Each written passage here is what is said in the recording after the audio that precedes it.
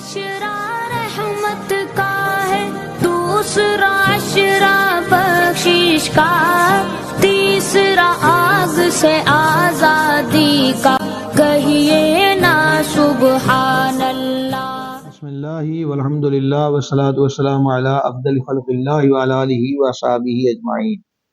आज अल्हम्दुलिल्लाह दूसरी नशिस्त है हुज़ूर सैयदा तैयबा ताहिरा ज़किया मखदूमा करीमा बतूल ज़हरा सल्लल्लाहु ताला अला अबीहा व अलैहा व बारका व सल्लमा के ज़िक्र रफ़ी की।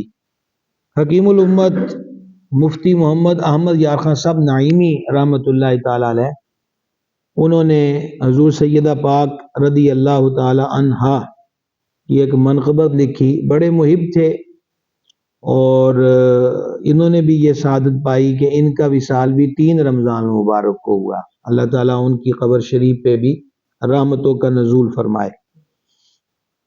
तो आपने सैयदा करीमा की शान रफ़ी में मनक़बत लिखी, उसके अशआर समात फरमाएँ। है रुतबा इसलिए कौनैन में इस्मत का इफ़्फ़त का। इस्मत पारसाई को कहते हैं। है रुतबा इसलिए कौनैन में इस्मत का इफ़्फ़त का, शरफ हासिल है इनको दामने ज़हरा से निस्बत का। जो जाना खुल्द में हो पाए ज़हरा से लिपट जाओ। अगर जन्नत में जाने की तमन्ना है तो सैयदा करीमा कि जो कदमैन शरीफैन की तरफ निस्बत की गई है वहाँ सर झुका दो। जो जाना खुल्द में हो पाए ज़हरा से लिपट जाओ। जिसे कहते हैं जन्नत मुल्क है खातून जन्नत का।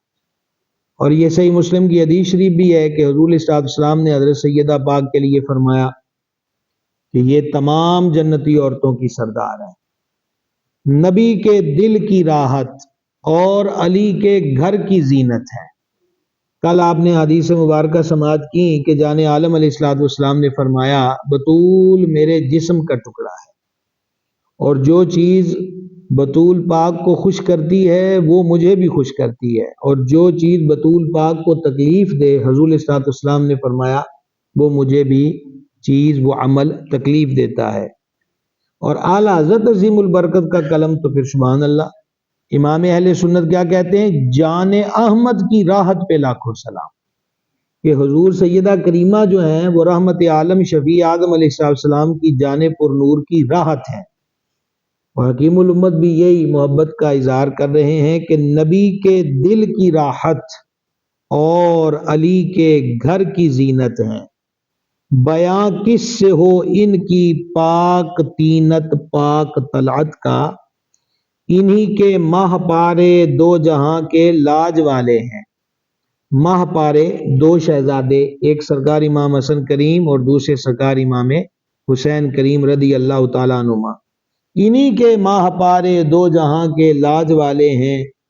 यही हैं मजमाए बहरैन सर चश्मा हिदायत का। रसूलुल्लाह की जीती जागती तस्वीर को देखा। सैयदा पाक को अल्लाह ताला ने जो बेशुमार फ़ज़ाइल व मनाक़िब अता की है, उनमें से एक शान अज़मत ये भी है कि आप हुज़ूर अलैहिस्सलाम की कामिल शबी थी। आका व मौला सल्लल्लाहु ताला अलैहि वसल्लम की जीती जागती तस्वीर देखें। अल्लाह जल्ला शानुहु ने अपने महबूब को जो सूरत अता फरमाई है, वहाँ उस सूरत और हुस्न व जमाल का आलम यह है कि उस्ताद ज़मन मौलाना हसन रज़ा कहते हैं कि खालिक ने तुझे ऐसा तरहदार बनाया कि यूसुफ को तेरा तालिबे दीदार बनाया। और आला हज़रत कहते हैं कि हुस्न खाता है जिसके नमक की कसम, वो मली है दिलारा हमारा नबी। तो अल्लाह करीम ने जो अपने हबीब को सूरत और जमाल अता फरमाया है वो किसी को नहीं मिला। लेकिन सैयदा पाक और आगे इनके शहजादों पर मालिक करीम की इतनी अता और इनका हुज़ूर अलैहिस्सलाम से इतना गहरा ताल्लुक़ है कि अपने महबूब के जमाल को सैयदा पाक के जमाल में मरहमत फरमा दिया। तो हज़रत मखदूमा कायनात की जो ज़ात है, जिन बीबियों ने सैयदा पाक को देखा है और उनमें हज़रत उम्मुल मोमिनीन सैयदा सिद्दीक़ा रदी अल्लाह ताला अन्हा, कल उम्मुल मोमिनीन के फरामीन हमने पढ़े कि वो फरमाती हैं चलने फिरने उठने बैठने गुफ्तगू करने में سب سے زیادہ حضور علیہ الصلوۃ والتسلیم کی جو شبیہ تھیں وہ حضرت سیدہ بطول زہرا کی ذات پاک ہے۔ تو حضرت حکیم الامت کہتے ہیں رسول اللہ کی جیتی جاگتی تصویر کو دیکھا، کیا نظارہ جن آنکھوں نے تفسیر نبوت کا، اور بطول و فاطمہ زہرا لقب اس واسطے پایا۔ بطول لقب کے بارے میں ہم کل عرض کر چکے ہیں، جو بالکل دنیا سے کٹ کر اللہ تعالیٰ کی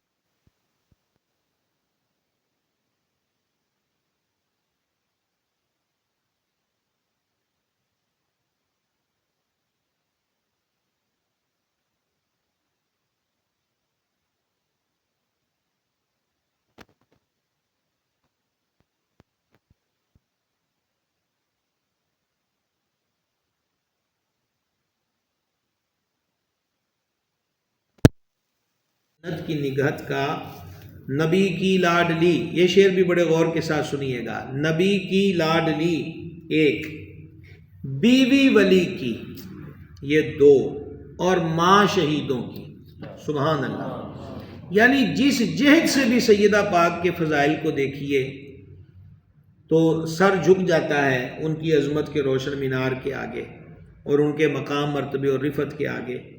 نبی کی لاڈلی، امام الانبیاء علیہ التحیۃ والثناء کی بیٹی ہیں۔ کسی بھی فرد کے فضیلت اور شان عظمت کو دیکھا جائے تو اس کی کئی جہتیں ہوتی ہیں۔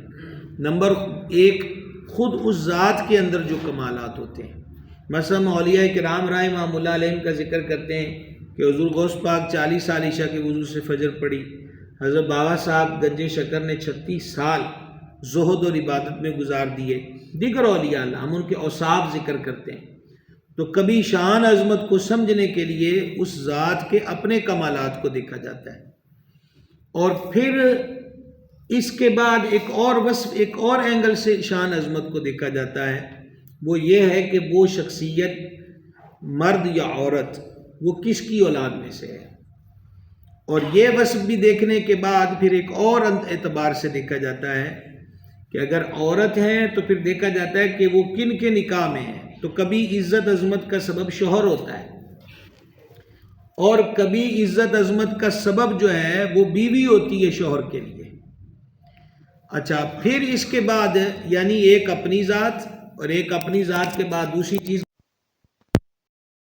سے کہتے ہیں کہ فلاں، اب دیکھیں نا، ہم حضور غوث پاک رضی اللہ تعالیٰ عنہ کی والدہ ماجدہ، ان کا کوئی تذکرہ، ان کی عبادات کی تفصیل، ان کے زہد و ورع کی تفصیل ہمیں نہ بھی معلوم ہو تو یہ اتنا ہی کافی ہے کہ وہ حضور غوث پاک کی والدہ ہے۔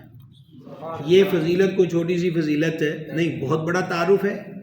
کیا شان ہے جی ان کی؟ کا غوث پاک کی والدہ ہے۔ کیا مقام ہے جی ان کا؟ داتا صاحب کی والدہ ہے۔ کیا رتبہ ہے جی ان کا؟ خواجہ غریب نواز کی والدہ ہے۔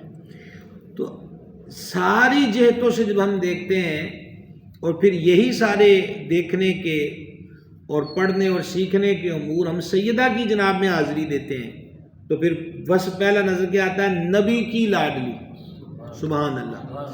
یعنی حضور جان نور علیہ السلام کی جو 4 مقدس بیٹیاں ہیں، چاروں ہی لاڈلی ہیں۔ سیدہ پاک رضی اللہ تعالی عنہا حضور علیہ السلام کی لاڈلی ترین شہزادی پاک ہیں۔ اور دوسرا بیوی ولی کی، حضور مولا مرتضیٰ شیر خدا کرم اللہ تعالی وجہ الکریم، آپ جو ہیں باب ولایت ہیں، آپ کے در سے ولایت کی خلعتیں تقسیم ہوتی ہیں، اور مولا مرتضیٰ کے ساتھ جو سیدہ کریمہ کا نکاح ہوا ہے، یہ کتنی بڑی بات ہے کہ سید عالم شفیع اعظم علیہ السلام نے فرمایا میرے رب نے مجھے حکم دیا ہے کہ میں بطول کا نکاح علی سے کر دوں۔ غور کیجئے، یہ کوئی معمولی سی بات نہیں ہے، اللہ کریم کا حکم آتا ہے، اور یہ پورے رشتے جتنے بھی حضور علیہ السلام کی آل اولاد کے ہیں یہ حکم الہی کے مطابق ہیں۔ تو میرے رب نے مجھے فرمایا کہ بطول کا نکاح جو ہے وہ علی پاک سے کر دوں، کرم اللہ تعالی وجہ الکریم۔ اور پھر جس سے اگلا وصف ہم دیکھتے ہیں تو وہ کیا ہے؟ ماں شہیدوں کی، پورے سکون اور جس کو کہتے ہیں نا حاضری قلب و دماغ کے ساتھ یہ ذکر پاک سننا ہے جی۔ نبی کی لاڈلی، یہ بھی شان، بیوی ولی کی، یہ بھی عظمت، اور ماں شہیدوں کی۔ اور پھر حکیم الامت دوسرا مصرع لکھتے ہیں، یہاں یعنی سیدہ پاک کی ذات اقدس کو ہم دیکھیں تو یہاں جلوہ نبوت کا، ولایت کا، شہادت کا، سبحان اللہ، کیا بات ہے جناب، یعنی سیدہ پاک شہزادی امام الانبیاء کی نبوت کا جلوہ، سبحان اللہ، اور زوجہ اقدس ہیں مولا مرتضیٰ کی، اور اعلیٰ حضرت عظیم البرکت قدس سر العزیز امام احمد رضا عشق محبت کا بادشاہ ہے۔ اور میں نے کل بھی عرض کیا تھا کہ ہمیں اہل بیت اطہار کی جو محبت ہے وہ امام اہل سنت کے دربار سے ملی ہے۔ سیدی اعلیٰ حضرت وہ محب اہل بیت ہیں جو صرف لکھتے ہی نہیں کرتے بھی ہیں۔ اگر سادات کے ادب کی بات آتی ہے تو صرف واز تک نہیں رہتا، پریکٹیکل امام اہل سنت میں وہ عمل نظر آتا ہے، عملی طور پر۔ امام اہل سنت فتاویٰ میں ایک جگہ پہ لکھتے ہیں کہ مولا علی پاک کرم اللہ تعالی وجہ الکریم کی جو شان عظمت ہے وہ کامل اس دن ہوئی ہے جس دن سیدہ پاک مولا علی کے نکاح میں آ گئی، یعنی ذات حیدر ولا اور براء البراء ہے، ان کی عظمت، ان کا مقام، سبحان اللہ۔ لیکن فضائل مرتضویت کے جملہ ابواب کی تکمیل اس دن ہوئی ہے جس دن سیدہ پاک مولا علی پاک کے نکاح میں آ گئی ہیں۔ یوں کہیے کہ مولا علی کے گھر کے بھی باغ جاگ اٹھے کہ آج سیدہ پاک ان کے گھر کی رونق ہو گئی۔ یہ وہ مقام ہے کیونکہ حضور کے جگر کا ٹکڑا ہے، اور حضور کے جگر کے ٹکڑے پر کسی کو فضیلت نہیں۔ یہ اس اعتبار، اس رشتے کے ساتھ کوئی مثل اور برابر نہیں ہوتا۔ باقی کسی کی انفرادی شانیں بہت بلند و بالا ہوتی ہیں، وہ دیگر امور اور فضائل و مناقب میں جدھر دیکھیے تو ایک دبستان کھلا ہوا نظر آتا ہے۔ نبی کی لاڈلی بیوی، ولی کی ماں، شہیدوں کی، یہاں جلوہ نبوت کا، ولایت کا، شہادت کا۔ اور پھر لکھتے ہیں کہ تعالی اللہ، اس سعدین کے جوڑے کا کیا کہنا۔ یہ سعدین نا جی دو سیارے ہوتے ہیں، یہ جو علم نجوم رکھتے ہیں تو وہ کہتے ہیں یہ جو ساعت ہے یہ سعد ہے، اور یہ جو ساعت ہے یہ نحس ہے، یعنی اس گھڑی میں نحست ہے، اور جب یہ دو ستارے آپس میں ملیں تو وہ وقت جو ہوتا ہے وہ سعید وقت ہوتا ہے، سعادت والا ہوتا ہے، برکت والا ہوتا ہے، اس میں پھلوں کی کثرت ہوگی، اس میں رزق کی فراوانی ہوگی۔ تو ان دو سیاروں کے مجموعے کو کہتے ہیں سعدین۔ حکیم الامت رحمۃ اللہ علیہ یہاں سعدین کن کو کہتے ہیں؟ ایک بطول زہرا پاک اور دوسرے مولا علی پاک۔ تو وہ کہتے ہیں تعالی اللہ، اس سعدین کے جوڑے کا کیا کہنا کہ رحمت کی دلہن زہرا، علی دلہا ولایت کا، سبحان اللہ الکریم، یعنی کہ رحمت پاک کی جو دلہن ہے وہ حضور سیدہ کریمہ ہیں، اور مولا علی پاک دولہا ہیں شان ولایت کے۔ وہ عطرت جو کہ امت کے لیے قرآن ثانی ہے، اللہ اللہ اللہ اللہ۔ عطرت کہتے ہیں جی نسل پاک کو۔ عطرت کس کو کہتے ہیں جناب؟ نسل پاک کو۔ جیسے ہم اسلام میں شعر پڑھتے ہیں نا جمعے والے دن، ان کے مولا کے ان پہ کروڑوں درود، ان کے اصحاب و عطرت پہ لاکھوں سلام۔ یہ عین تے اور رے اور تے ہے، عطرت۔ عطرت نسل پاک کو کہتے ہیں۔ تو جب کہتے ہیں عطرت رسول تو مراد ہوتی ہے نبی پاک علیہ السلام کی نسل کریمانہ۔ وہ عطرت جو کہ امت کے لیے قرآن ثانی ہے، نبی کا ہے چمن، یعنی شجر اس پاک منبت کا۔ اور یہ شعر تو جناب سبحان اللہ، سیدہ پاک کے مقام رفیع کے آگے ہر اہل ایمان کی آنکھیں اور سر جھکے ہوئے نظر آتے ہیں۔ وہ چادر جس کا آنچل چاند سورج نے نہیں دیکھا، اللہ اللہ اللہ۔ یہ پردہ ہے حضور مخدومہ کریمہ رضی اللہ تعالیٰ عنہ کا، اور حضور سیدہ پاک رضی اللہ تعالیٰ عنہ کی ذات اقدس جو ہے، آپ اندازہ کریں نا کہ کوئی ایسا نظر آ سکتا ہے کہ کسی فرد نے حضور سیدہ پاک کی طرف دیکھا ہو؟ افراد تو بڑی دور کی بات ہے، وہ چادر جس کا آنچل چاند سورج نے نہیں دیکھا۔ اور اعلیٰ حضرت عظیم البرکت کیا کہتے ہیں؟ جس کا آنچل نہ دیکھا مہو مہر نے۔ امام اہل سنت فرماتے ہیں کہ سیدہ پاک کی جو چادر اقدس ہے اس چادر کا کوئی کونا کنارہ بھی کبھی نہ چاند نے دیکھا ہے نہ کبھی سورج نے دیکھا ہے. یہ شان و عظمت ہے. اور یہی معاملہ تھا 3 رمضان آپ کا یوم وصال ہے، تو اس سے چند دن پہلے آپ کے ہاں ایک سوچ بچار اور فکر کی کیفیت دیکھی گئی. تو سیدتنا اسماء رضی اللہ تعالیٰ عنہ نے عرض کی کہ سیدہ اس کیفیت کا سبب کیا ہے؟ تو آپ حضور مخدومہ کا جواب سنیں. فرماتی ہیں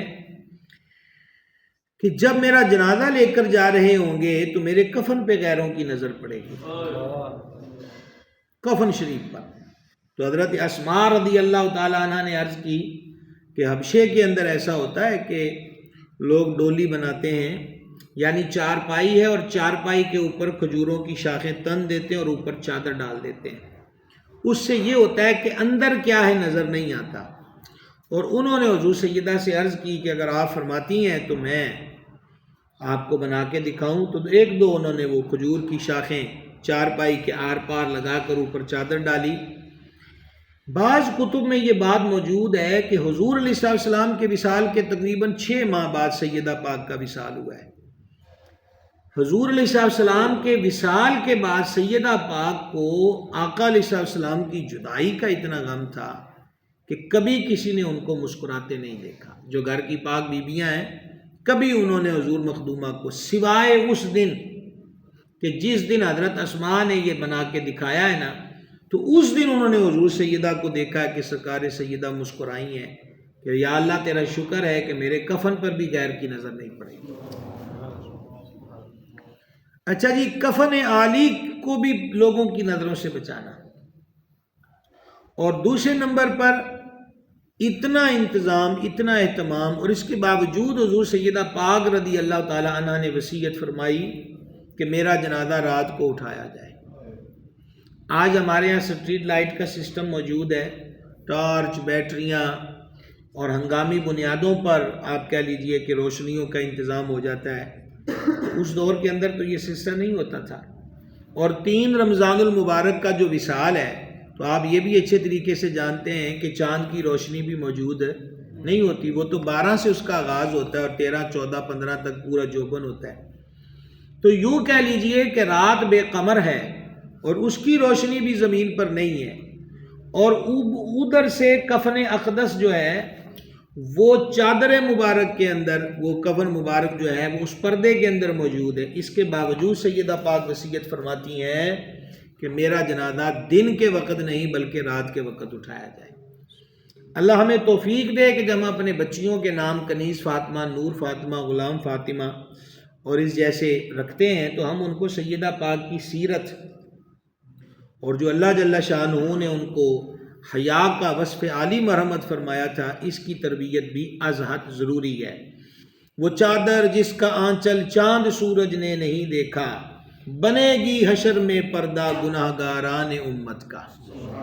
کہا وہی چادر اقدس جس کو چاند سورج نے نہیں نہ دیکھا، وہ چادر اقدس جو ہے وہ قیامت کے دن ہم گناہگاروں کے لیے پردہ بن جائے گی. ہاں جی، اور اس پردے کا مطلب تو یہی ہوتا ہے کہ گناہ چھپ گئے. اعلیٰ حضرت نسیم البرکت رحمۃ اللہ علیہ کہتے ہیں کہ رنگے بے رنگوں کا پردہ دامن ڈھک کے چھپاتے یہ ہیں، اپنی بنی ہم آپ بگاڑے کون بنائے بناتے یہ ہیں. اور پھر حکیم الامت کا اس کلام کا مقطع ان کا تخلص تھا شاعری میں. سالک کہتے ہیں اگر سالک بھی یا رب دعوائے جنت کرے حق ہے، کہ اگر میں بھی یہ دعویٰ کروں نا کہ میں انشاءاللہ جنت میں جاؤں گا تو میرا یہ دعویٰ عبث نہیں ہے بلکہ کیا ہے جی، حق ہے. اگر سالک بھی یا رب دعوائے جنت کرے حق ہے، جو وہ زہرا کی ہے. کیا چیز ہے سیدہ زہرا کی؟ جنت. جنت کن کی ہے جناب؟ سیدہ زہرا پاک کی. اگر سالک بھی یا رب دعوائے جنت کرے حق ہے، جو وہ زہرا کی ہے، یہ بھی تو ہے خاتون جنت کا، کہ جنت حضور سیدہ پاک کی ہے اور ہم سیدہ پاک کے غلام ہیں. ہم سیدہ پاک کے غلام ہیں. اللہ تعالیٰ یہ جو غلامی ہے نا، یہ غلامی کا رشتہ سدا بہار رکھے اور ہمیں ان پاک اور عالی مرتبہ ہستیوں کے ادب، تکریم اور تعظیم کا شرف عطا فرمائے. گرامی قدر رات حضور سیدہ پاک کی ایک کرامت آپ کے گوش گزار کرنا چاہتا ہوں کہ حضور جان نور علیہ السلام نے کفار کے کہنے پر کئی مرتبہ معجزات ظاہر فرمائے، کنکریوں کا کلمہ پڑھنا، درختوں کا چل کے آنا وغیرہ وغیرہ، اور پھر ان کا جو بنیادی دعویٰ تھا، ان کی ڈیمانڈ تھی، وہ یہ تھی کہ آپ چاند کے 2 ٹکڑے کریں۔ یہ معمولی سوال نہیں تھا، چاند تک رسائی، پھر ایسے آلے کا ہونا جس سے چاند ٹوٹ جائے، یہ چھوٹی سی بات نہیں ہے۔ اور حضور جان نور صلی اللہ تعالی علیہ وآلہ وسلم نے واضح طور پہ فرمایا کہ ہم چاند کے 2 ٹکڑے کر دیں گے۔ اور میں اکثر عرض کیا کرتا ہوں کہ کسی کے ذمے بھی کوئی کام لگایا جائے تو وہ اپنی کیپیسٹی کو دیکھتا ہے کہ آیا یہ کام میں کر پاؤں گا یا نہیں ہے، اور یہ بات یہیں ختم ہوگی بلا تشبیہ سمجھیے۔ وہ کہتے ہیں چاند کے 2 ٹکڑے کر دیں، حضور فرماتے کر دیں گے، پتہ چلا حضور کو اپنی طاقت کا علم ہے۔ اعلیٰ حضرت کہتے ہیں جس کو بارے 2 عالم کی پرواہ نہیں، بار کو ہماری پنجابی میں کہتے ہیں پار، وزن، جس کو بارے 2 عالم کی پرواہ نہیں، ایسے بازو کی قوت پہ لاکھوں سلام۔ محدثین اکرام نے اس روایت کو لکھا ہے کہ جب یہ حضور علیہ السلام سے تقاضا کیا گیا ہے نا کہ چاند کے 2 ٹکڑے کر دیجئے، تو یہ وہ وقت تھا کہ جب حضور سیدہ طیبہ طاہرہ مخدومہ کائنات اپنی والدہ کریمہ مومنوں کی پہلی ماں حضور سیدہ خدیجۃ الکبریٰ رضی اللہ تعالی عنہا کے بطن انور میں موجود تھی۔ چاند کو 2 ٹکڑے کرنے کا جب تقاضا کیا گیا تو سیدہ پاک اپنی والدہ ماجدہ کے بطن انور میں رونق افروز تھی۔ اب جب یہ بات ام المومنین سرکار خدیجہ پاک کو پہنچی کہ کفار اب دعوے کرتے کرتے یہاں پہنچ گئے کہ چاند کے 2 ٹکڑے کر دیں، تو حضرت ام المومنین نے فرمایا وہ کتنا ذلیل و رسوا ہے جس نے ہمارے آقا سید عالم علیہ السلام کو جھٹلایا، یعنی حضور کا انکار کیا۔ آپ صلی اللہ تعالی علیہ وسلم سب سے بہتر نبی اور رسول ہیں، یعنی آپ نے دکھ کا اظہار کیا کہ وہ کتنا نصیب و مارا بندہ ہے جو حضور ہی کا انکار کر رہا ہے، سرکار کی رسالت کا منکر ہے۔ جب ام المومنین خدیجہ پاک نے اتنی بات فرمائی تو حضور سیدہ طیبہ طاہرہ بطول زہرا مخدومہ کائنات نے اپنی والدہ ماجدہ کے بطن انور سے ندا دی۔ سیدہ پاک نے والدہ ماجدہ کے بطن انور سے ندا دی اور کیا کہا؟ اے میری مادر مکرمہ، اے میری مہربان ماں، آپ غمزدہ نہ ہوں اور نہ ہی ڈریں، بے شک اللہ تعالی میرے والد اقدس سید عالم صلی اللہ علیہ وآلہ وسلم کا مددگار ہے۔ یہ جو روایت میں نے آپ کو سنائی ہے یہ الروض الفائق، اس کتاب کے اندر یہ روایت موجود ہے کہ سیدہ پاک نے ام المومنین کے بطن اقدس سے خود اس کا جواب جو ہے وہ عطا فرمایا۔ اور یہ کوئی اچنبے کی بات نہیں ہے کہ اور کرامت ہوتی وہ ہے جو عقل انسانی میں نہ آ سکے۔ آپ خود غور کریں کہ سیدنا عیسیٰ روح اللہ علیہ السلام اپنی والدہ کے بطن میں تھے اور حضرت یحییٰ علیہ السلام اپنی والدہ کے بطن میں تھے، تو حضرت عیسیٰ علیہ السلام کی والدہ ماجدہ جو تھیں حضرت یحییٰ علیہ السلام کی والدہ ان کی خالہ لگتی تھی، سیدنا زکریا علیہ السلام کی زوجہ پاک۔ تو حضرت یحییٰ اور حضرت عیسیٰ علیہ السلام کا دور ایک ہی ہے، یہ دونوں اپنی اپنی مبارک مقدس ماؤں کے شکموں میں تھے، اور سرکار عیسیٰ علیہ السلام کا وجود اللہ کی قدرت سے ٹھہرا۔ تو حضرت بی بی مریم پاک جو ہیں وہ حضرت یحییٰ علیہ السلام کی والدہ کے پاس آئیں کہ اس طرح رب کا فرشتہ آیا اور اس نے پھونک ماری اور میرے بطن میں بچے کا وجود ٹھہر گیا، یعنی وہ اپنی پاک دامنی کو شیئر کر رہی تھی اپنی خالہ کے ساتھ۔ تو سیدنا یحییٰ علیہ السلام کی والدہ نے فرمایا مریم تجھے زیادہ صفائیاں دینے کی ضرورت نہیں ہے، جب تو گھر میں داخل ہوئی ہے نا تو میں نے دیکھا ہے کہ میرے پیٹ والا تیرے پیٹ والے کو سجدہ کر رہا تھا۔ تو خیر ہمارا کو آج دلائل دینے کا دن نہیں ہے، ہم تو حضور سیدہ کی بارگاہ میں نیاز مند بن کے بیٹھے ہیں اور ان کے ذکر کی برکت پانا چاہتے ہیں، تو اس لیے حضور سیدہ پاک کا ام المومنین کو یوں جواب دینا یہ بالکل ثابت ہے، ناممکنات میں سے نہیں ہے، اللہ پاک نے ان کو یہ شانیں عطا فرمائی ہیں۔ حضور سیدہ پاک رضی اللہ تعالی عنہ اتنی بلند شان و عظمت، اور جب ہم جہیز کی طرف دیکھتے ہیں تو نہایت ہی مختصر سامان، 2 بستر کھجور کی چھال سے بھرے ہوئے، اس کے ساتھ تکیہ، بعض کتابوں میں 1 اور بعض کتابوں میں 2 چکیوں کا ذکر ہے، اسی طرح 1-2 امور خانہ داری کے برتن، یہ کل سامان تھا جو امام الانبیاء علیہ تحیت و ثنا نے حضرت بطول پاک کو مرحمت فرمایا۔ بات یہ ہے کہ کون سی چیز ہے جو حضور سیدہ پاک کو عطا نہیں فرما سکتے؟ صحیح بخاری پہلی جلد میں حدیث ہے، اللہ جل شانہ نے مجھ کو زمین کے خزانوں کی چابیاں عطا فرمائی ہیں۔ ایک تو یہ بات ذہن میں رکھیں۔ ایک یہ روایت سماعت کریں جو حسام الدین علی متقی ہندی رحمہ اللہ نے کنز العمال میں نقل کی۔ سیدنا جابر بن عبداللہ رضی اللہ تعالیٰ عنہ فرماتے ہیں کہ ایک دن حضور جان نور علیہ السلام نے سیدہ پاک کو دیکھا، اور کس حال میں دیکھا کہ سیدہ کریمہ کے وجود پر اونٹ کے بالوں سے بنا ہوا موٹا لباس ہے۔ اونٹ کے اوپر جو بال ہوتے ہیں نا جی، اس کو مہارت کے ساتھ اس انداز پر کپڑے کی صورت میں ڈال دینا، پھر اس کا لباس پہننا۔ اب یہ مدینہ منورہ ہے اور اونٹ کے بالوں سے بنا ہوا موٹا کپڑا ہے، اور جنہوں نے پہنا ہوا ہے وہ جنتی عورتوں کی سردار ہے۔ سمجھا گی جناب؟ اور لیکن اگلی بات اس سے بھی اہم ہے، لباس اونٹ کے بالوں سے بنا ہوا اور چکی چلا رہی ہیں، اور سیدہ کا حضور سے تعلق کیا ہے؟ جان احمد کی راحت، نبی پاک صلی اللہ تعالی علیہ وسلم کی راحت، حضور ساری کائنات کی راحت ہے۔ درود تاج میں حضور کا ایک وصف ہے نا، ہم پڑھتے ہیں راحت العاشقین، یہ جب درود تاج میں پڑھتے ہیں تو تا کے نیچے زیر پڑھتے ہیں راحت العاشقین مراد المشتاقین، حضور عاشقوں کی راحت ہیں، حضور راحت ہیں، حضور علیہ السلام کا ذکر راحت ہے۔ اعلیٰ حضرت کہتے ہیں ان کے نثار کوئی کیسے ہی رنج میں ہو، جب یاد آ گئے ہیں سب غم بلا دیے۔ اور اعلیٰ حضرت حضور کی ذات کے لیے جس ذات کو راحت لکھتے ہیں وہ سیدہ کائنات کی ذات ہے۔ اب اس کے لیے ہمارے پاس کیا شرح کے لفظ ہو سکتے ہیں؟ یہ تو لفظ بسا اوقات شرح اصل مدعا کا جو ذوق ہوتا ہے نا اس سے بعید کر دیتی ہے۔ آپ لطف لے سکتے ہوں، نیند کا بھی لے سکتے ہیں اور ذکر کا بھی لطف لے سکتے ہیں، اور وہ کیا ہے کہ جان احمد کی راحت پہ لاکھوں سلام۔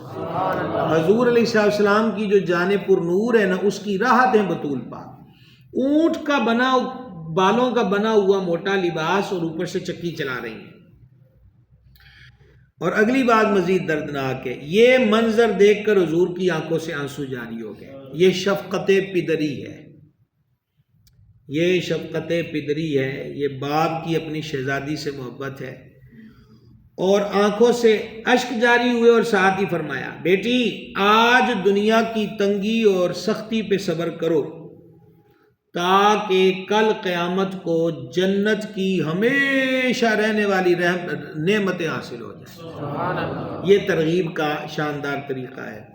ہم سے بہت زیادہ غلطیاں ہوتی ہیں، اللہ تعالی ہمیں معاف فرمائے۔ ان غلطیوں میں سے یہ بھی ہے کہ ہم لاڈ پیار کے اندر جو اپنے ہی آل اولاد ہوتی ہے اس کے لیے بہت زیادہ تکلفات کے اندر مبتلا ہو جاتے ہیں، اور بسا اوقات لوگ ناجائز شاہراہ پر بھی قدم رکھ دیتے ہیں۔ ایسے موڑ پر ہمیں حضور سرور عالم صلی اللہ تعالی علیہ وآلہ وصحبہ وبارک وسلم کا یہ عمل مبارک جو ہے ہمارے پیش نظر رہنا چاہیے کہ لاڈلی شہزادی ہیں، کائنات کی ہر چیز دوڑ کر بارگاہ میں حاضر ہو جائے، لیکن اس کے باوجود نبی پاک صلی اللہ تعالی علیہ وسلم نے کیا فرمایا؟ بیٹی ان مشقتوں پہ صبر کر لو، اور پھر کیا ہوگا؟ آقا علیہ السلام نے فرمایا کہ قیامت کے دن جو ابدی اور دائمی نعمتیں ہیں وہ تمہیں حاصل ہوں گی۔ حضور سیدہ پاک طیبہ طاہرہ مخدومہ رضی اللہ تعالی عنہا کی شان و عظمت کا ظہور روز محشر آقا علیہ الصلوۃ والسلام نے ایک دن فرمایا کہ حضرت صالح علیہ السلام قیامت کے دن اپنی اونٹنی پر ہوں گے۔ سیدنا معاذ بن جبل رضی اللہ تعالیٰ نے عرض کی حضور اگر حضرت صالح اپنی اونٹنی پر ہوں گے تو پھر حضور اپنی اونٹنی پر ہوں گے؟ آقا نے فرمایا علیہ السلام نہیں، ہم تو قیامت کے دن براق پہ ہوں گے، ہماری اونٹنی پر ہماری شہزادی بطول پاک ہوں گی۔ سبحان اللہ الکریم۔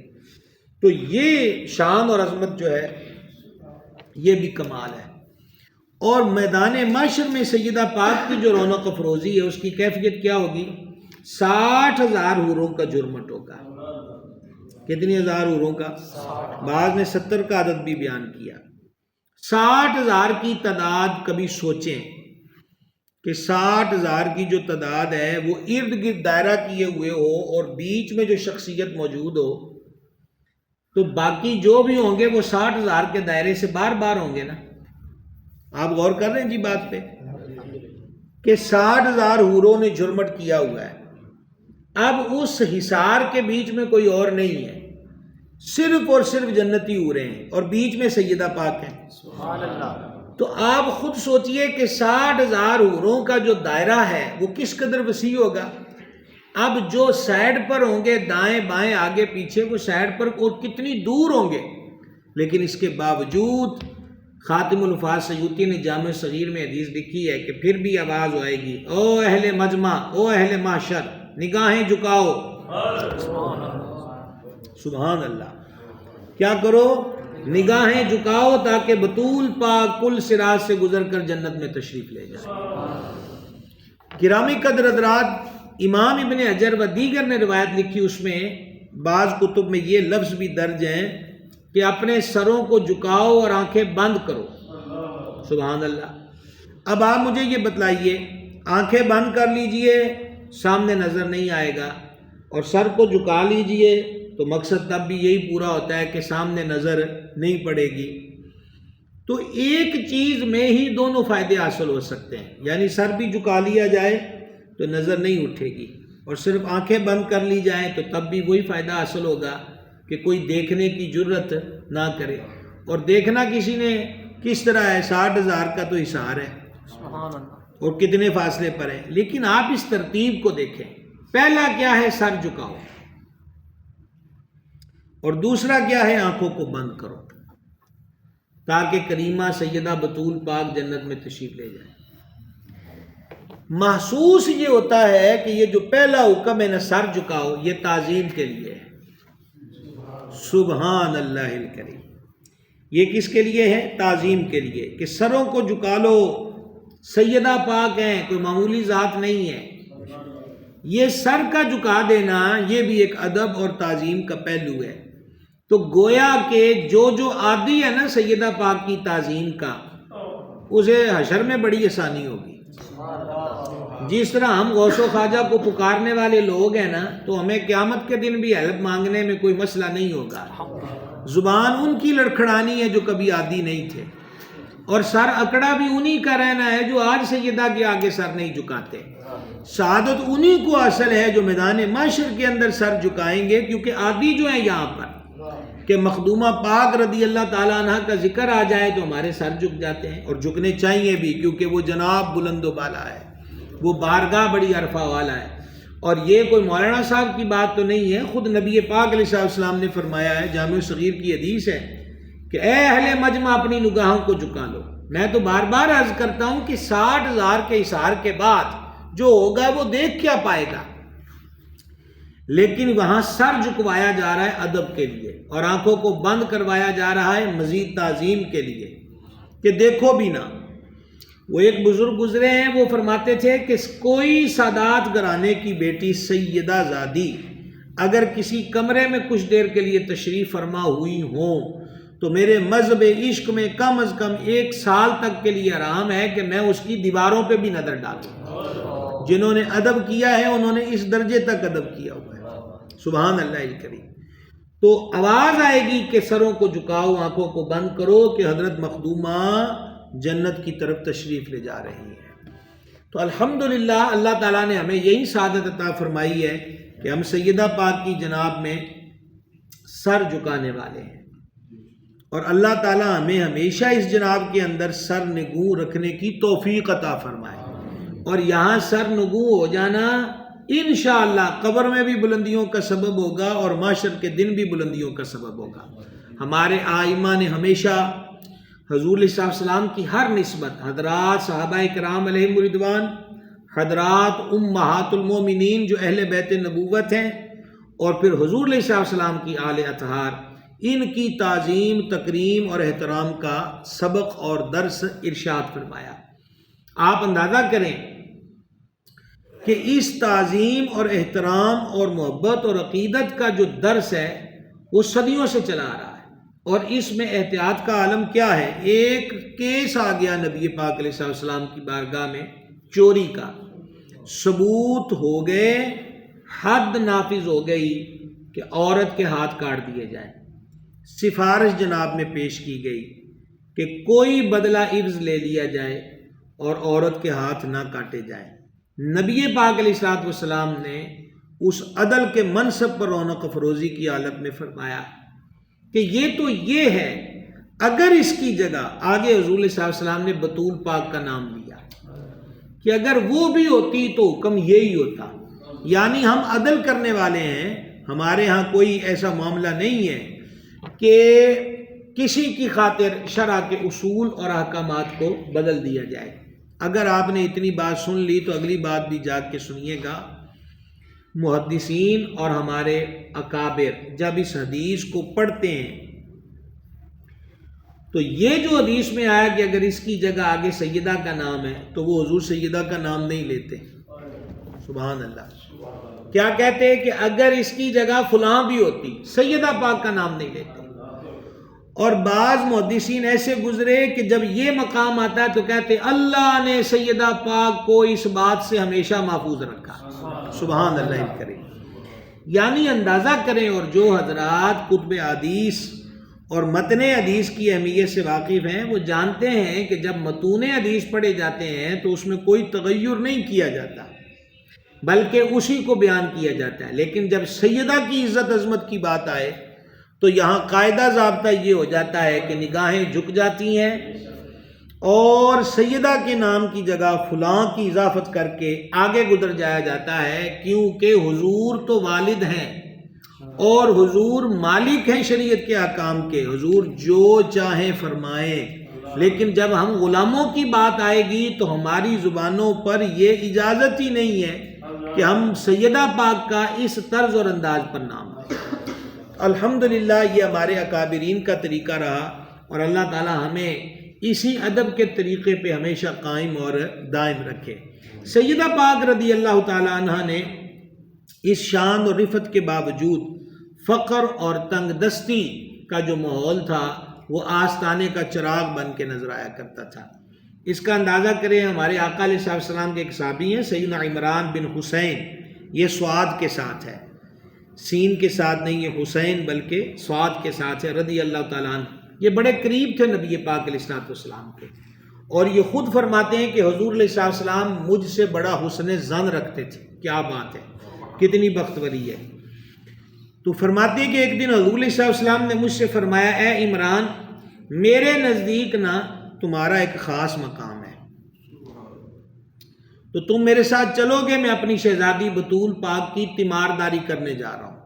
یہ عرض کرتے ہیں کہ میں نے عرض کی، فدا کا امی و ابی یا رسول اللہ، میں ضرور آپ کی رفاقت میں جاؤں گا۔ کہتے ہیں میں حضور علیہ السلام کے ساتھ روانہ ہوا، اور جب سیدہ پاک کے در انور پر میں پہنچ گیا حضور علیہ السلام کی معیت میں، تو حضور نے دروازے پہ دستک دی اور سلام کے بعد اندر آنے کی اجازت مانگی۔ یہ آداب ہیں، یہ آداب ہیں۔ بے دھڑک چاہے کتنی بے تکلفی کیوں نہ ہو، کسی کے گھر میں بلا اجازت داخل نہیں ہونا چاہیے۔ تو ساتھ ہی حضور صلی اللہ علیہ وسلم نے فرمایا کہ ہم بھی آئیں، اور ہمارے ساتھ عمران بن حسین ہے رضی اللہ تعالی عنہ۔ سیدہ پاک نے سید عالم علیہ السلام کی جناب میں عرض کی کہ حضور میرے پاس صرف ایک چادر ہے،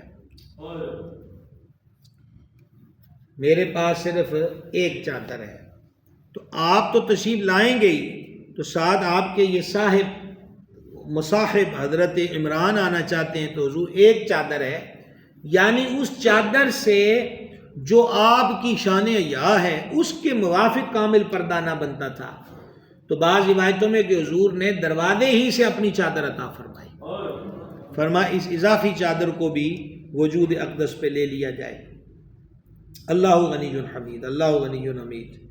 اور پھر حضور آستانے پر دونوں کو فروز ہوئے اور پھر سیدہ پاک سے ان کے حال احوال معلوم کیے، تو مالکہ دار السلام حضرت مخدومہ کائنات صلی اللہ تعالی علی ابیہ وعلیہ وبارک وسلم نے عرض کی حضور دو چیزیں گھر میں اس وقت موجود ہیں، ایک مرض اور دوسرا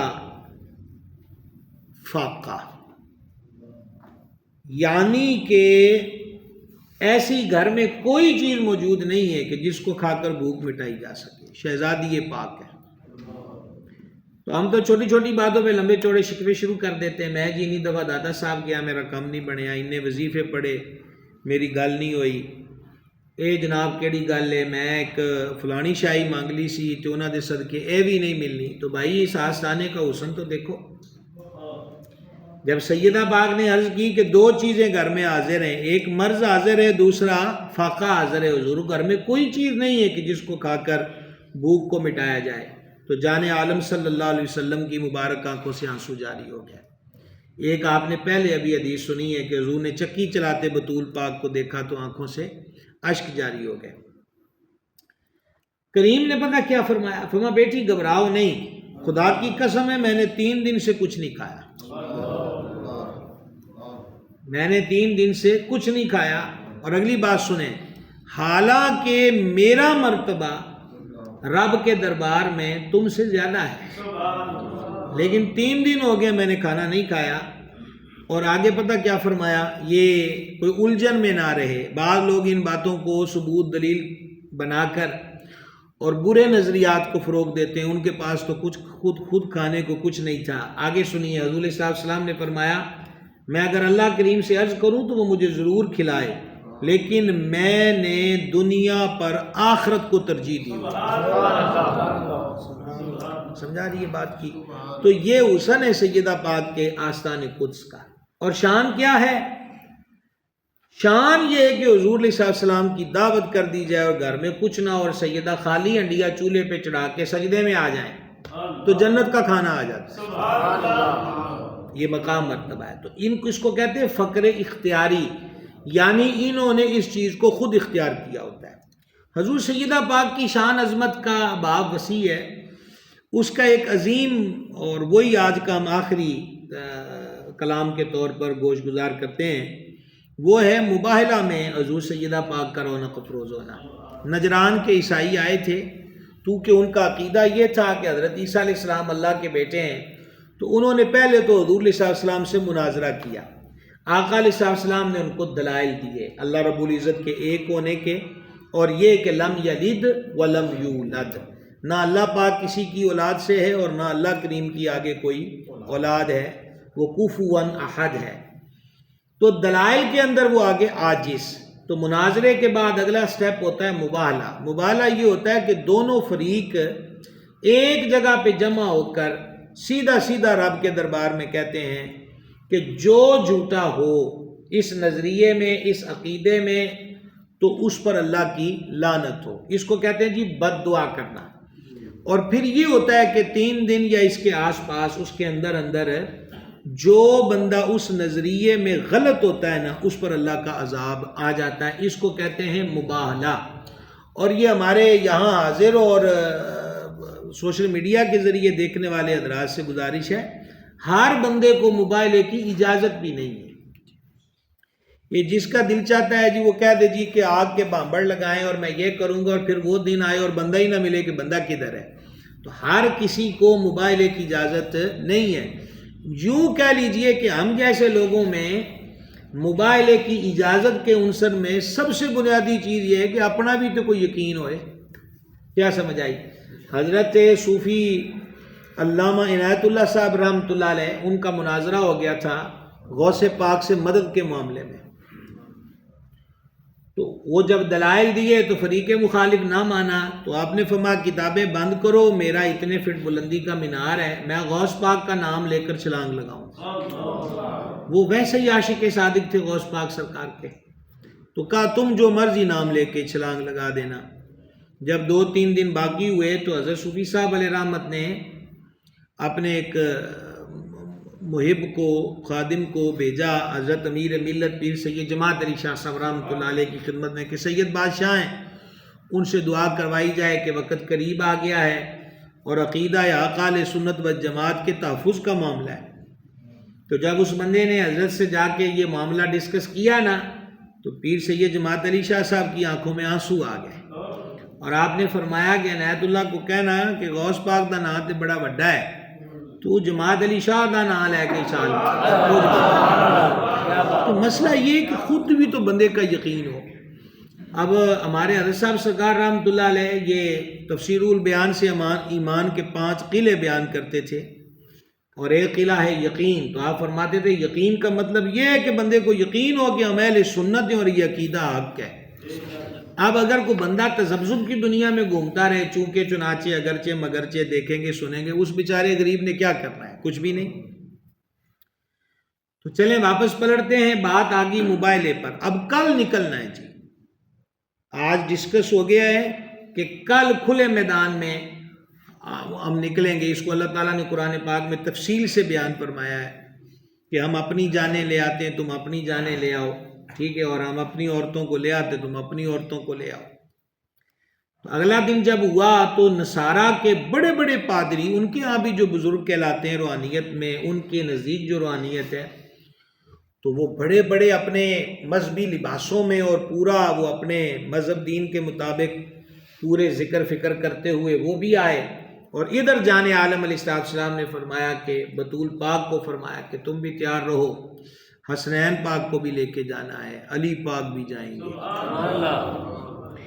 تو یہاں پر بھی دیکھیں کم ظرفی کا عالم ہوتا ہے، تو کہتے دیکھیں حضور علیہ السلام کی اور بیٹیاں بھی ہوتی تو وہ مباحلے میں شریک نہ ہوتی۔ تو جب یہ مباحلہ ہوا ہے، باقی تینوں شہزادیوں کے وصال ہو چکے تھے، وہ سب اپنی اپنی قبور شریفہ میں تھیں، تو لہذا اس غلط فہمی کو بھی فروغ نہ دیا جائے۔ خیر، یہ روایت کا بڑا حسین حصہ ہے کہ حضور علیہ السلام نے حسنین پاک کو اٹھایا ہوا تھا، سبحان اللہ، یعنی کہ حضور کی گود میں ایک طرف سرکار امام حسن پاک ہیں اور دوسری طرف امام حسین پاک ہیں، اور حضور کے پیچھے سیدہ پاک ہے، اور سیدہ پاک کے پیچھے مولا علی پاک ہے۔ اس کو بھی اہل معرفت کہتے ہیں کہ یہ بھی ایک پردے کی کیفیت تھی، یہ بھی ایک پردے کی کیفیت تھی۔ تو اب آپ اندازہ کریں کہ اب دعا کس نے کرنی ہے؟ حضور علیہ السلام نے۔ تو حضور کی دعاؤں کا عالم کیا ہے؟ اعلیٰ حضرت کہتے ہیں اجابت کا جوڑا عنایت کا صحرا، دلہن بن کے نکلی دعائے محمد، اجابت نے جھک کر گلے سے لگایا بڑی ناز سے جب دعائے محمد، خدا کی رضا چاہتے ہیں دو عالم اور خدا چاہتا ہے رضائے محمد صلی اللہ علیہ وسلم۔ تو جن کے صدقہ و طفیل دعائیں قبول ہوتی ہیں تو انہوں نے دعا فرمانی ہے، ہم اس کو بد دعا نہیں کہتے۔ ہمارے یہاں غلط طریقہ چلا ہوا ہے کہ نبی نے بد دعا کی، نبی کی دعا بد نہیں ہوتی، یوں کہیں کہ کافروں کے نقصان کے لیے دعا فرمائی، اس کو کہتے ہیں دعائے ضرر، نقصان کی دعا، یا ان کے خلاف دعا کی، بد دعا نہیں کہنا چاہیے۔ تو اب ان کا سب سے بڑا جو روحانی پیشوا تھا اسقف اس کو کہتے ہیں، تو وہ بھی آگے آگے اور اس کے پیچھے پورے اپنے مذہبی لباس میں یہ، اور ادھر نورانی قافلہ یہ، سبحان اللہ۔ اب یہ جملے دل کے کان سے سنیں کہ سید عالم علیہ السلام تشریف لے جا رہے ہیں، حسنین پاک گود میں ہیں، مخدومہ کریمہ پیچھے ہیں، علی پاک ان کے پیچھے ہیں۔ تو حضور شہزادوں سے بھی فرماتے ہیں اور بطول پاک سے بھی فرماتے ہیں کہ حسن جب ہم دعا کریں تو تم آمین کہنا۔ واہ واہ جی واہ، کیا بات ہے جناب، قدر والے جانتے ہیں قدر و شان اہل بیت۔ حسین جب ہم دعا کریں تم آمین کہنا، شہزادی پاک سے فرماتے ہیں آمین کہنا، حضور کی دعا سبحان اللہ۔ لیکن ساتھ ساتھ آقا علیہ السلام یہ فرما رہے ہیں کہ ان کی آمین کی بھی بڑی پاور ہے۔ تو وہ جب ان کے لارڈ پادری نے، بڑے مذہبی رہنما نے اس قافلے میں نور برستے دیکھا، تو اس نے ہنگامی میٹنگ کال کر لی، ان کو قریب کر کے کہا ان سے مباہلہ کرو گے کہ زمین سے آسمان تک جن کے ارد گرد نور ہی نور نظر آ رہا ہے؟ یہ ایک غیر مسلم کی سوچ ہے، نظر ہے۔ زمین سے آسمان تک اس قافلے کو اعلی نور نے اپنے جلو میں لیا ہوا، ان سے کرو گے؟ کہ خدا کا واسطہ ہے، معافی مانگ کر صلح کر لو۔ میں یہ دیکھ رہا ہوں کہ اگر انہوں نے تمہارے خلاف دعا کر دی، اور وہ جو سعد نورانی قافلہ ہے نا، تیری نسل پاک میں ہے بچہ بچہ نور کا، تو ہے عین نور، تیرا سب گھرانہ نور، تو تمہارا رہنا کچھ بھی نہیں ہے، تم زمین میں دھنس جاؤ گے، تمہاری شکلیں مسخ کر دی جائیں گی۔ اور جب کریم جلوہ گر ہوئے تو وہی بات ہوئی، انہوں نے کہا جی ہمیں معاف کریں، ہم آپ سے مباہلہ نہیں کریں گے۔ جب سرکار آستانے پہ واپس تشریف لائے تو آپ نے مسکرا کے اس نورانی قافلے سے فرمایا کہ فرشتے تیار کھڑے تھے، واہ جی واہ، وہ بالکل تیار کھڑے تھے کہ بس محبوب کی زبان سے نکلا ہے تو اتو آمین اینا دی، تو کیا ہو جاتے؟ بندر و خنزیر بنا دیے جاتے، شکلوں کو مسخ کر دیا جاتا، زمین میں دنسا دیے جاتے۔ تو یہ گھرانہ میرے آقا علیہ السلام کا بڑا ہی محبوب گھرانہ ہے، اور سیدہ پاک کے لیے میں بار بار یہی کہوں گا، جان احمد کی راحت، جان احمد کی راحت پہ لاکھوں سلام۔ اللہ تعالیٰ حضور سیدہ پاک رضی اللہ تعالی عنہا کے ذکر رفیع کی برکت ہم سب کو عطا کرے، حضور مخدومہ کی غلامی میں ہمیشہ رکھے، حضور علیہ السلام کی ہر نسبت کا حیا اور ادب عطا فرمائے۔ دیکھیں بہت سارے احباب آپ موجود ہیں جو سل کے طریقت میں بھی وابستہ ہیں، تو ایک ہی گزارش ہے آپ حاضرین اور دیگر ناظرین و سامعین سے کہ جب ان پاک ذاتوں کا معاملہ آ جائے تو کبھی عقل کے گھوڑے نہ دوڑانا، ایک بات ہے۔ دوسری بات یہ ہے کہ ہم نے تو کئی مرتبہ جامعہ میں جو ہمارے عالم کورس کی کلاس ہے وہاں پر گزارش کی ہے، غوث پاک کا معاملہ ہو، داتا صاحب کا معاملہ ہو، اہل بیت کا معاملہ ہو، صدیق پاک کا معاملہ ہو، عمر پاک، عثمان پاک، علی پاک، چار یاروں کا، حضور کی شہزادیوں کا، امہات المومنین کا معاملہ ہو، تو کروڑوں تاریخی حقائق رد کیے جا سکتے ہیں، لیکن ان کی عزت و عظمت پہ سمجھوتے نہیں ہو سکتے۔ اعلیٰ حضرت رحمۃ اللہ علیہ نے لکھا ہے کہ حدیث میں ہے کہ محبت جو ہوتی ہے وہ بندے کو اندھا اور بہرا کر دیتی ہے۔ ان ذاتوں کو کبھی عقل کی تکڑیوں میں مت تولیے گا، اپنی سمجھ کا قصور، فہم کا قصور جان کے بس نیوی پالن، حشر والے دن بھی تو نیوی پانی ہے نا، کیا خیال ہے؟ تو جے اتھے نیوی پہ گئی تو حشر والے دن ٹورا بھی لگ جان گیا، عزت و عظمت بھی مل جائے گی اور مقام اور مرتبہ بھی مل جائے گا۔ تو ہمیشہ ادب، ادب پلس ادب پلس ادب، ادب کے بغیر اور کوئی چیز نہیں ہے، اور بے ادبی کا وبال پیڑھی اور نسلوں تک رہتا ہے۔ جس بدبخت نے احد کے میدان میں ہمارے کریم علیہ السلام کے پتھر بڑھایا، مارا، اور حضور کے دانت مبارک کی کنی شہید ہوئی، تو امام احمد قسطلانی نے لکھا ہے مواہب کے اندر کہ اس کی نسل میں جو بچہ پیدا ہوتا تھا اس کے منہ میں دانت نہیں ہوتے تھے، اور اس کے منہ سے گندی بو آتی تھی، گویا وہ دانتوں کا گرنا اور منہ کا تعفن بتاتا تھا کہ کسی بے ادب کی اولاد ہے۔ اور جب بے ادبی کا وبال نسلوں میں رہتا ہے تو سوچئے ادبوں کی بہار کتنی نسلوں میں رہے گی۔ سمجھ گئے نا؟ سیدی اعلیٰ حضرت رحمۃ اللہ علیہ ایک مسئلہ سمجھاتے سمجھاتے لکھتے ہیں کہ جس گھر میں مرد صالح، مومن، متقی، پرہیزگار ہو، اس کے فیض برکت کی بہار کم از کم 70-80 سال تک رہتی ہے۔ اس لیے عرض یہ ہے کہ ہم بھی باادب رہیں تاکہ ہماری نسلیں باادب رہیں، نسل در نسل باادب رہیں۔ بے ادبی تباہی، بربادی، بے رونقی، بے سکونی، بے قرار، اضطراب، نقصان اور رب کے عذاب کو دعوت دینے والا عمل ہے۔ اور ادب، سبحان اللہ، ادب دونوں جہانوں میں بادشاہیاں دیتا ہے۔ آپ اولیاء اللہ کے ملفوظات دیکھیں، وہ کہتے دو ہی چیزیں جو بندے کو عروج پہ لے جاتی ہیں، ایک خدمت، دوسرا ادب۔